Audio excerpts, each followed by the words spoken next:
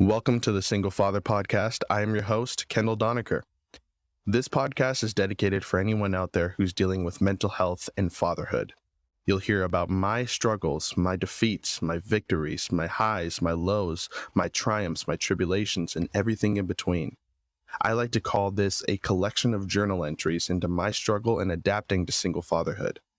Without further ado, let's take a look inside my journal, the Single Father Podcast.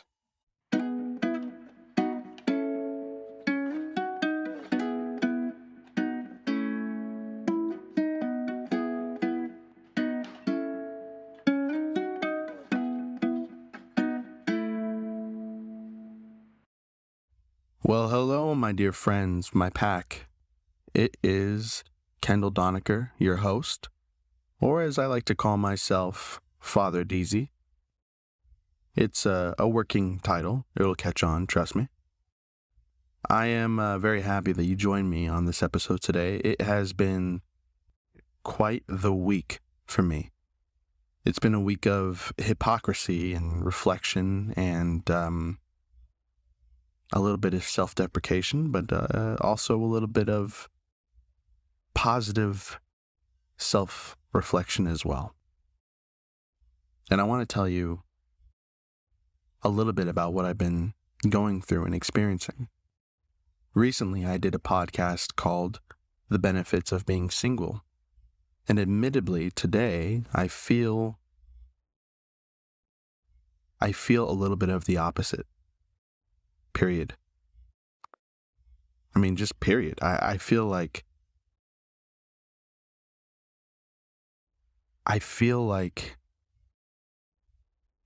I'm a little bit lonely. I'm not going to lie to you. And a little bit of that hypocrisy, I feel like, comes from my friends, to be honest with you. I think it all started a couple years ago where I was really connecting with my group of friends. You know, everyone has a group of friends that they have that, you hang out with all the time. And it's called the group. I don't need to explain what the group is. You know what the group is, the group. So I'm hanging out with the group. And one of my best friends, he has a girlfriend that he's been dating for a very long time. And they recently just moved in together. But not only that, when you look at them, they have their lives together. They really do. They have a house together. They moved in together. They are financially secure with each other. They seem immensely happy. I mean, that's from the outside looking in, but I think my boy would tell me if it was otherwise. But I'm looking at them, and I'm looking at this amazing, happy, perfect life that they have. And it didn't really make me jealous, but I was like, wow, I would like that one day. But I didn't really think about it until another friend in the group got a girlfriend. An amazing woman who is caring, loving, has a great job, great personality. I get along with her great, and she's instantly welcomed into the group. And now they've been together for a long time, and they're buying a house together. They're financially secure. They have good jobs. They are XYZ. And I was like, wow, I really want that. But I didn't really think about it too much. But then one of my other friends ended up getting a girlfriend. The hurtful part about it was this guy was the only single guy left in the group that I could rely on to make me feel better about myself for not having a girlfriend. And now he gets one. I think at that point I started to get a little jealous. Not like jealous about like angry jealous, but like, wow. These guys are going on couples vacations together.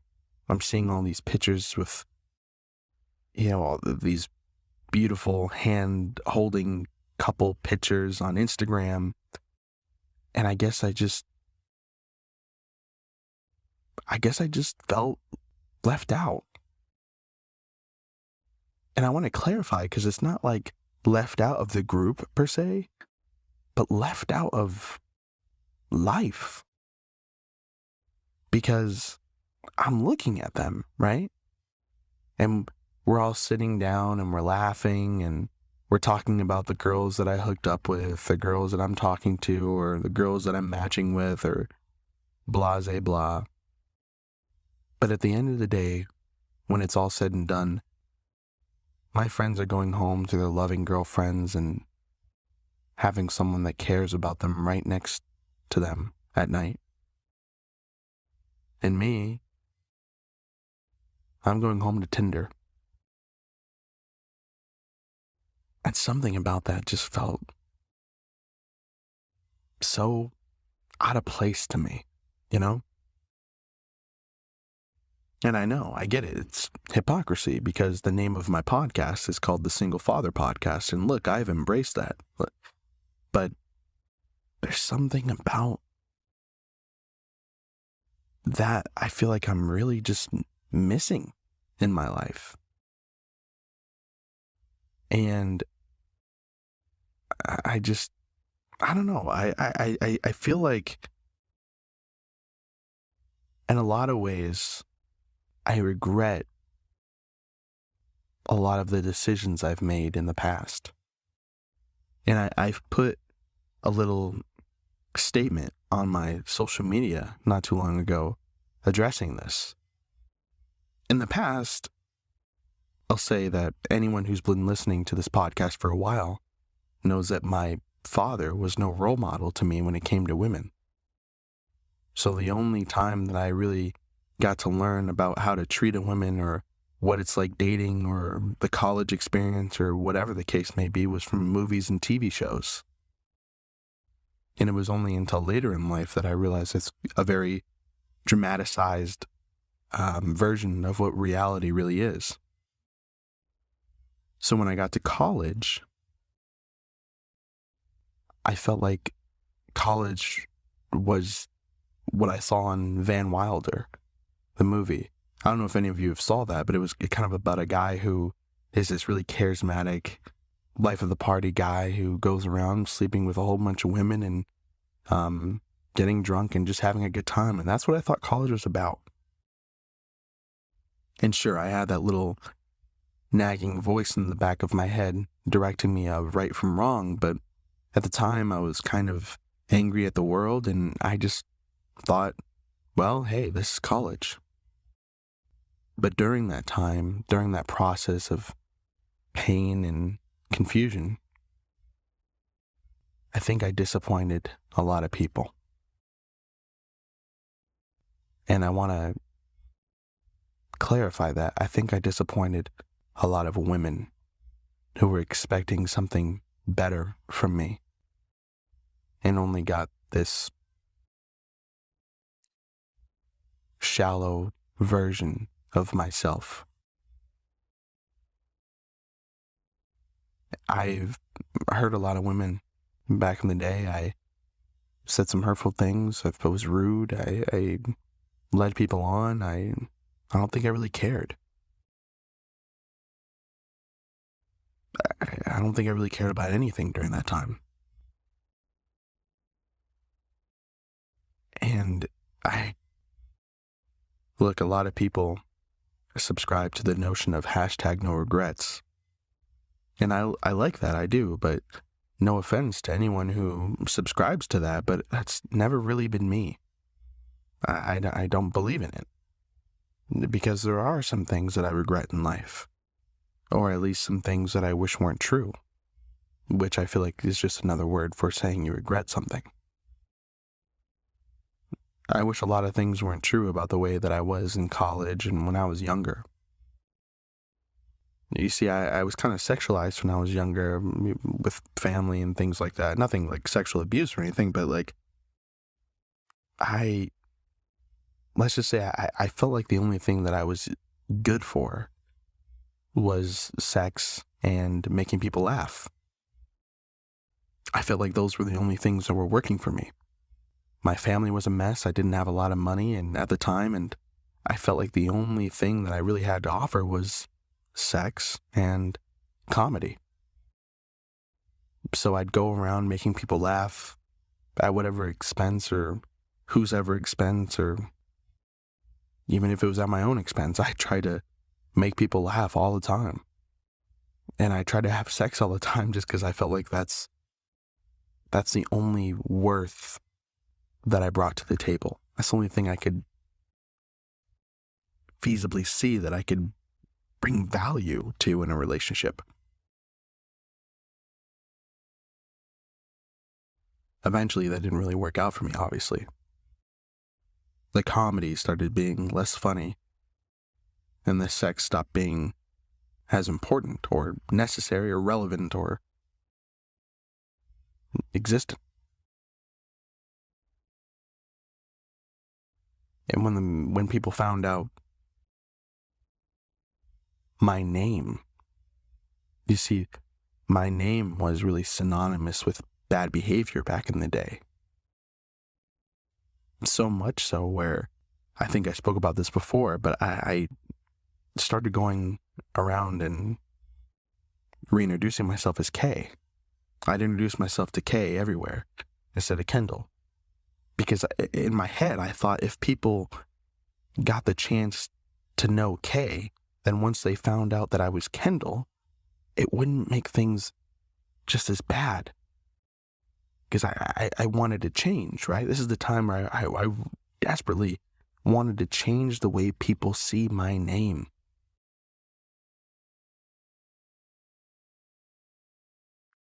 It wasn't until later in life, now, that I changed that philosophy,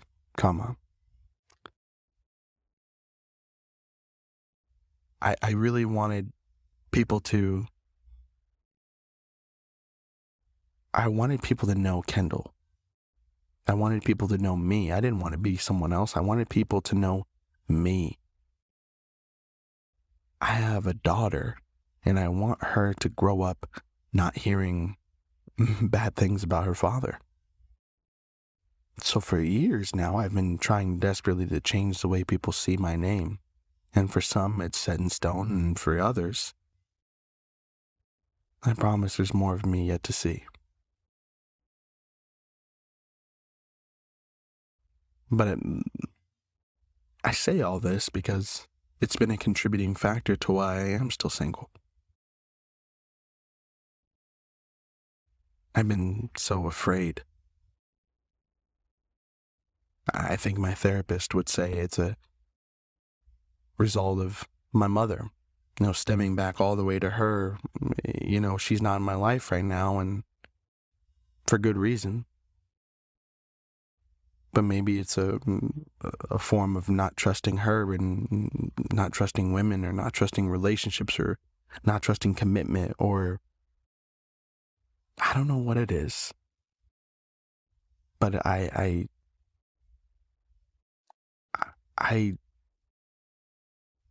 know that I want things to be different. But it is why I have yet to have a relationship in my life, is because of some of those things and because of some of the actions that I've taken or some of the things that I've done. I remember one time I was going really strong with a woman, and she posted me on her story, right? And the moment that she did that, she got a message from someone saying, Kendall's an asshole, but he has a big dick or something like that. And I felt so uncomfortable ever since that day, afraid that someone would call me out the next time I have a girlfriend, or someone would say something about me, or if I had someone that I care about, she'll instantly hear things about me. And I got paranoid and afraid. And so I'd push people away, and I'd make excuses, and I'd be rude because I felt like, if I push you out of my life, then it would be better from you leaving my life. At least me doing it is better than having the pain of you doing it.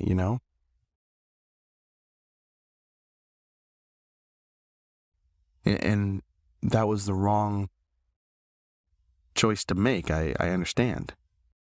I guess what it really comes down to is being afraid of your past. Sometimes we can be afraid of commitment, love, being loved, and everything in between. And a lot of times that can just stem from our experiences with our past. Sometimes we can learn from our past, and other times our past can be our adversary or our enemy. Sometimes the past can bring up good memories or bad. Sometimes it can help us move forward, and sometimes it can hold us back. In my case, I think it was holding me back. I was afraid of what might happen if I were to open myself up to the world and show the world that I'm not afraid, or that I love someone, or that, I don't know. You see, it's easy with my daughter. She's a piece of me. That's the love of my life. And, sometimes they don't tell you that the love of your life can be your kid. I love my daughter from the bottom of my heart. She makes me feel like I'm important. But I only have her every other week. And the weeks that she's not here, I'll tell you that, man, it just feels lonely.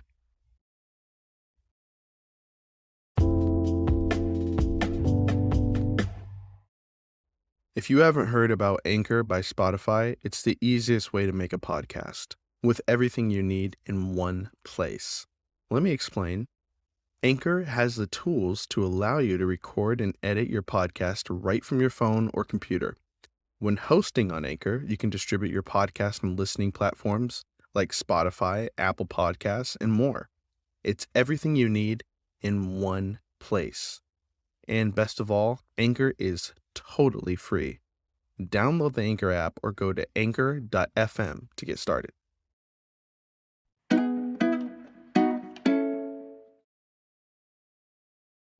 But again, I remember posting someone on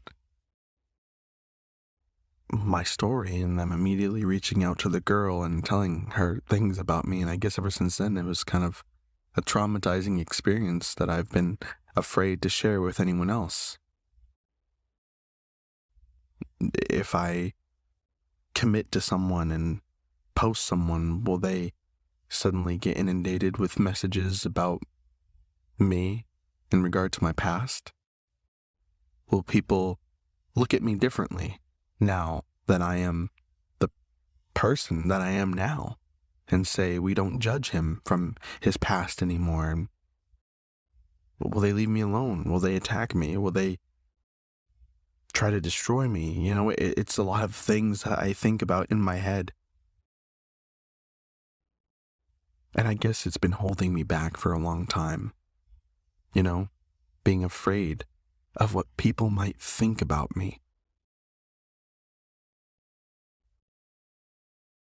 And I would really love to not be afraid anymore.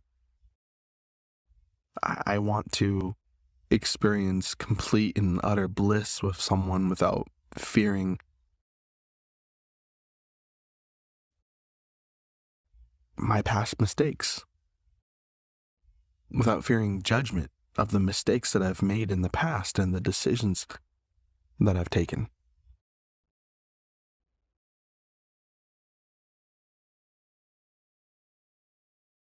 Because it's a journey, not a light switch. And a lot of you might feel the same way. I mean, how many of us out there can say that our past is not an indicator of what we think about our new relationships or even getting into one? How many of us are afraid to love because love hurt us before? How many of us are afraid to take that leap because the last time we jumped, it hurt? And sometimes we can even run from a great thing. I mean, how many of us out there have felt like we're on cloud nine, only to be looking over our shoulders, waiting for the devil to push us off? So we rather jump off the cloud ourselves than the devil come and push us off. How many of us have ruined a relationship intentionally because you just thought it was going too good? You know what I mean? And that sounds ridiculous, but I know there's some people out there who have felt the same way, right? You think something's just too good for you. And that's a lot of what I thought in the past. Thinking that my only form of worth is sex and comedy. Why would this person love me? What's there about me to love, you know? The self-deprecating behavior and thought process is what held me back from finding a true, meaningful person in my life. And I'm tired of it. I'm tired of living in the past. I'm tired of being afraid of what people think and the judgments that might come my way. All I want is to live a life of peace and bliss and to find the person that I know is going to lift me up instead of tear me down, who will look at me for my soul instead of looking at me for what I did in the past. You know, they look at my heart first and my actions second. And I don't know if that's the right wording that I'm looking for, per se, but you guys get what I mean. I want someone who sees me for me, not what they hear about me. For years now, I've been working hard to change the way people see my name, to make sure that my daughter grows up hearing great things about her father instead of the person that I was in college. And like I said, I know for some it is set in stone. It's like a bad memory and a good vacation. You don't really remember the great vacation, you just remember the one bad thing that's happened. I understand that, and I understand that it's like that for some people. But I promise there is more of me yet to see. I had a therapist once where I told her pretty much the same thing. And I said, I'm afraid of the opinions that people have of me. And she said, well, if you're tired of people having a bad opinion of you, then stop doing things to give them a bad opinion of you. And as kind of almost simply stupid as that sounds, she was right. I'm working towards a better future, a better tomorrow, a better man. And I want to be a better boyfriend and husband when that day comes. Because all is not lost, all is not hopeless, my friends. For everyone who's feeling the same way, like, is love really for me? Am I going to be lonely forever? No, no, no. We just have to be able to stand up to our past and say, I will not let you control me anymore. You don't get to decide what I do. I decide what I do now, here and now. I decide my future now. And I ask all of you, the people out there who are saying to themselves, I can't move forward because my past is in the way.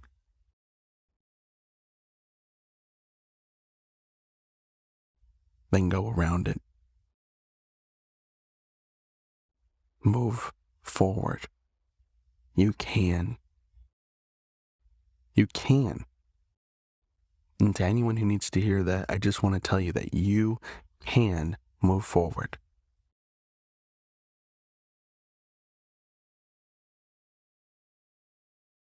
And while you're driving into the sunset, you can give your past a middle finger in the rearview window, right? And I know that's easier said than done. Even the road to love is a journey, not a light switch.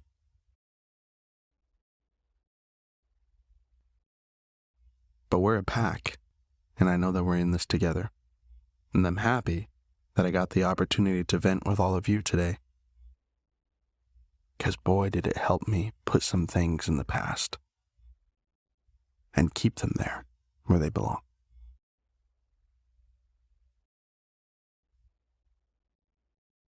I'm tired. I am. I'm tired of doing the same thing over and over again. Repetitive behavior. The dating game, you know? For everyone who has a dating app, you know what it's like. What do you do for work? That's cool. What do your parents do? What are your goals? Are you in school? That's cool. Have any kids? That's great. Well, and around we go. And it's like a cycle, It's like rinse and repeat. And I don't mean like a toot it and boot it type of thing. I mean, just, it's this weird how we just kind of run through people, Like in a short version, it's kind of like, hey, blah, blah, blah, blah. It's nice talking to you. What's your number or Snap? I don't really give my number out. Okay, then what's your Snap? Do you have an Instagram? Okay, do you not have Snapchat? Well, Snapchat's for little kids, isn't it? What's your Instagram? Well, I don't really use Instagram. Okay, bye. And then another conversation. Hey, what's your number or Snap? I don't really give my number out. Here's my Snapchat. Okay, we talk on Snap. Doesn't work out. Someone blocks each other. Fine. Okay, hey, what's your number or Snap? Okay, here's my number. That's cool. You want to go on a date? I'd rather talk on here before we actually go on a date. Well, isn't a date the point of getting to know someone? Well, I'd rather get to know you on text before I feel comfortable getting to you on a date. Well, I don't understand that. I don't fucking understand that. I don't understand getting to know someone on text just to get to know someone on person. Well, then you don't really understand me or my boundaries. Goodbye. Okay, well, I'm a little old-fashioned. Sorry. Okay, well, you match with somebody else. Hey, what's your number or Snap? What do you do for work? That's cool. What are you doing? Rinse and repeat. Next one. What do you do for work? That's cool. What are you doing? Rinse and repeat. It's over and over and over again, it's tiring. And after the 1,000 person that you match with, you just get like, oh, I don't want to do this anymore. I don't want to just hook up. And it sounds weird, right? Especially for a guy. I don't want to just have sex. I don't want to just endlessly get to know you. I don't want to get to know you through an app just to get to know you in person, just to meet you in person 3 months later. I don't know. I don't want to do this shit. I want to meet someone that feels like I've known them my entire life. I want to meet someone where a conversation feels easy and just seamless, not like forced and nervous. I want to meet someone where it feels romantic, like love at first sight. And I know I'm asking for a lot there, but hear me out. Like, I think it's out there. I think it is. I think it takes a little bit of putting your past aside, loving yourself, and being able to just keep hanging on. That's kind of what dating is, right? You hang on. For better or for worse. And if it turns out being worse than worse, hey, you cut it, you move on, but you keep hanging in there. Because I am worth being loved. And I do want to find love. And I don't want to be single forever. Despite the name of my podcast, and I'll tell you what, I'm not even sure I changed the name of my podcast, but I don't want to be single forever. I don't want to be Father DZ forever. The single father.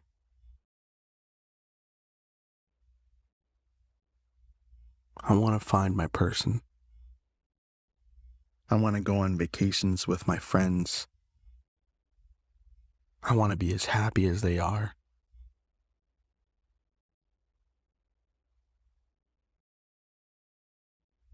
I don't want to be single.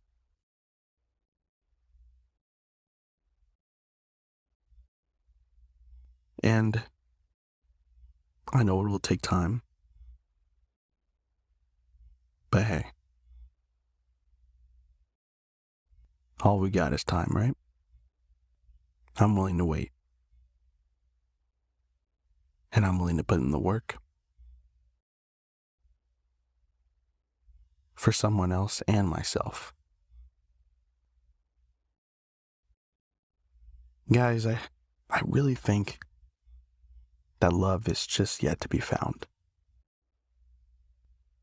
There are so many benefits to having someone by your side that will lift you up, that'll make you feel great and give you the affirmations that you're looking for, to give you the support and care that you need.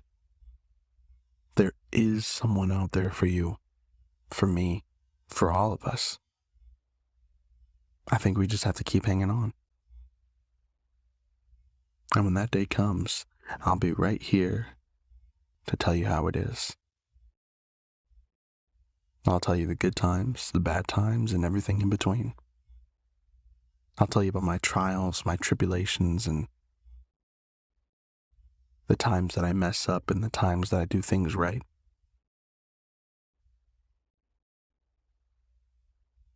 I'll tell you about the times that I felt lost and the times that I felt hope.